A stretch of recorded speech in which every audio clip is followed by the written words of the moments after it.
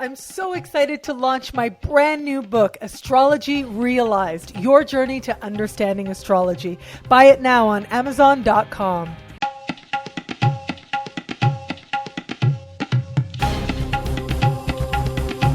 Hello, fabulous Virgo. Welcome to your horoscope for the month of June 2013. I am your astrologer, Nadiya Shah. Thank you for being here. Well, I really do like this month for you, especially when I think about this idea of growth, okay? So first, I say that word, don't get scared, okay? Hear me out. Because growth is, of course, awesome. It's what we're here to do. I believe over the course of this life we're here to learn more about ourselves and to grow and be better. It's part of what we've been created for, what some people would say we incarnated for, why we chose to incarnate. Having said that, sometimes growth doesn't feel so smooth, right? Sometimes growth happens when we are in some way challenged. Now, sometimes that challenge comes from within, right? It's you, or it is a person who desires to be better in some way, to exceed past limits, and that's very well and good. But sometimes that impetus has to come from outside, because the truth is most human beings, by far most human beings, can get complacent, especially when things feel at least predictable, right? They say the devil you know versus the devil you don't. Now, I'm sharing all this with you because it does look like there's a tremendous amount of growth on offer, and it does look like it comes in various shapes and forms, and yes, triggers, yes, catalysts. The first part of the month, the beginning of the month, I do think that the focus is largely on some sort of an outward growth, right? So this has to do with career. This has to do with really having a new opportunity that shows up for you. On one hand, you're really enlivened. On another hand, there is some, not necessarily just confusion, but more like there are questions that you're asking yourself. Can I do this? Is this crazy? Is one thing I'm hearing you say to yourself. Am I really going to make this change? Is this silly of me? Those types of questions are coming up, but for the most part, it does seem like you are largely energized by this, and it does look like you acknowledge that good things are happening and that this is a blessing. And so do stay open to that.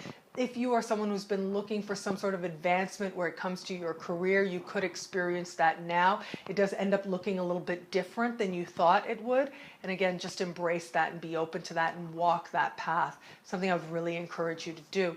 And also, think about this idea, and I'm just sort of putting this out there, where it comes to achievement, about how sometimes, right, when you get that thing, sometimes we have this vision of what getting something is actually going to be, achieving something, and how that's going to feel. But the reality can never match the fantasy, ever. And so this works out in a couple of different ways, right? So in one way, sometimes we imagine the future so big and grand, but then the reality is actually that there's a lot of nitty gritty and that it's real, right? But other times, we imagine something and we think that it's going to be really difficult and that there's going to be some strife around it. But once we get there, there's a flow to it that we hadn't anticipated. I'm seeing the second scenario much more likely for you, where it comes to the opportunities that find you in the first part of the month. Towards the end of the month, the focus does shift a little bit, and it turns more towards I shared this before. I talk about this idea of what is your baby, right? So in astrology, of course, traditionally, when we utilize the techniques, we think of baby, we think of children and your children. But because astrology is a living practice and it evolves along with us and our understanding of ourselves and our potential in our lives, today there are also other ways of understanding that, like metaphorically, archetypally, and we can look at this concept of babies as if a baby that you've been working on, right? A project very near and dear to your heart, a creation of your own that leads towards fulfillment. So let's take these one at a time, okay? If you are one of those people who is approaching this more literally, okay, and you are thinking about, when I say babies, you're thinking about your actual children, I do want to say, especially if your children are a little bit older, okay, those of you who have really young kids don't really have to think too much about this energy. It has more to do with you and your focus and how much you care, which is all well and good. But for those of you who have children who are a little bit older, I think that you're going to find, in all honesty, your children making some decisions that maybe you don't fully understand, which is often the case with people who have children who are a little bit older. I mean, let's be honest, once a kid hits adolescence, I think that it becomes hard to understand every choice that that child of yours makes throughout the rest of their life. And it does look like you're having to deal with this. You can choose to be amused by it if you like, but it does look like it raises a lot of questions. And if you can approach it with love and an open heart, which I have no doubt that you will, if you can approach it with that sense, then you will find yourself asking questions that actually benefit the relationship overall. So you're asking questions that need to be considered, not just for you and your peace of mind, but also in terms of what it is maybe that your child has not necessarily thought about more fully.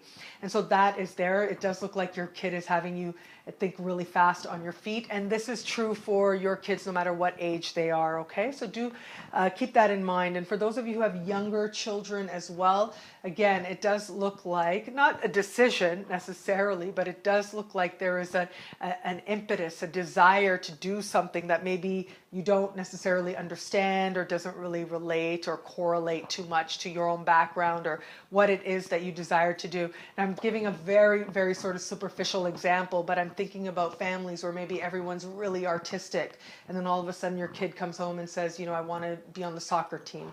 Now that's a very simplistic example, but that's the type of thing that I'm seeing, especially when your children are younger, and that being the case.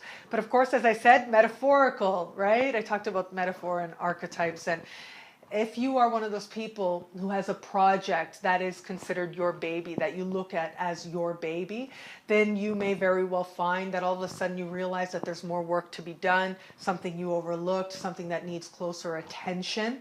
You're going to find that maybe there was some sort of kinks that you hadn't been aware of, and now you've got to scramble and make sure that this smooths out, make sure that you can smooth it out, and make sure that you make the alterations that you need. Ultimately, the energy is about moving you towards greater honesty and greater closeness.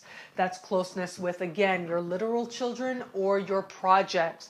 And all of that is about you moving towards greater fulfillment. So do trust that process.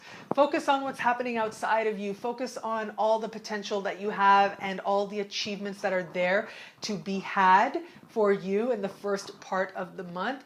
And then once we move and we progress a little bit further, think about that which you have created, those creations that matter to you most.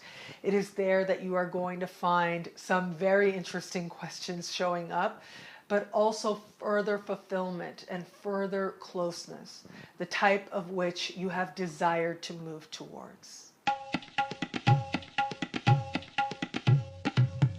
Thank you for watching.